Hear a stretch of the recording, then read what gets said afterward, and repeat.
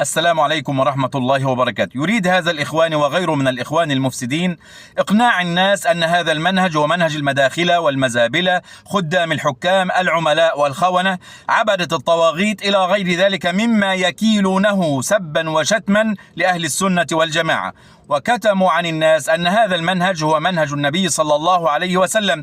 فالنبي صلى الله عليه وسلم ذكر حكاما يفعلون أصنافا وأنواعا من المعاصي، ومع ذلك أمرنا النبي صلى الله عليه وسلم بالسمع والطاعة لهم وعدم الخروج عليهم والصبر عليهم ومناصحتهم. النبي صلى الله عليه وسلم يذكر لنا الداء ويذكر لنا الدواء في ذات الحديث. حديث حذيفة بن اليمان عند الإمام مسلم، وصف النبي صلى الله عليه وسلم الحكام فقال: يكون بعدي أئمة لا يهتدون بهداي ولا يستنون بسنتي، وسيقوم فيهم رجال، يعني معهم رجال قلوبهم قلوب الشياطين في جثمان إنس. فبماذا أمرنا النبي صلى الله عليه وسلم؟ قال: تسمع وتطيع للأمير وإن ضرب ظهرك وأخذ مالك.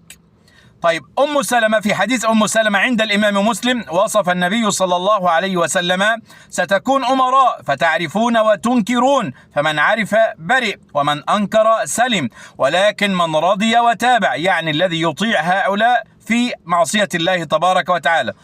قالوا: أفلا نقاتلهم؟ قال: لا ما صلوا. الحافظ النووي قال: لا يجوز الخروج على الخلفاء بمجرد الظلم والفسق ما لم يغيروا شيئا من قواعد الإسلام.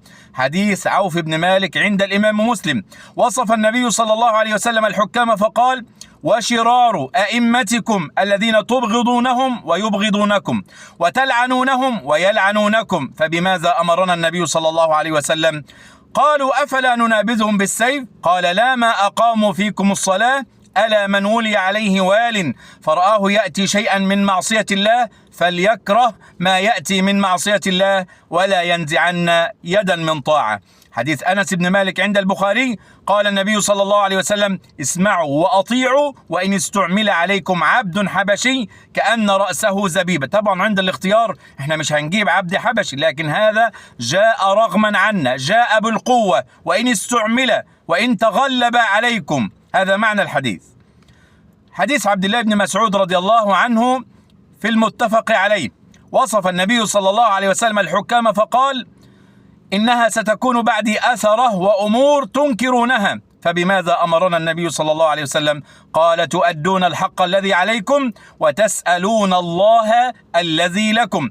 حديث وائل بن حجر عند الإمام مسلم، وصف النبي صلى الله عليه وسلم الحكام. سأل سلمة بن يزيد الجعفي رسول الله صلى الله عليه وسلم: يا نبي الله، أرأيت إن قامت علينا أمراء يسألون حقهم ويمنعون حقنا؟ فبماذا أمره النبي صلى الله عليه وسلم؟ فأعرض عنه ثم سأله، قال: اسمعوا وأطيعوا فإنما عليهم ما حملوا وعليكم ما حملتم. هذا هو كلام النبي صلى الله عليه وسلم، والأحاديث في ذلك كثيرة جدا جدا.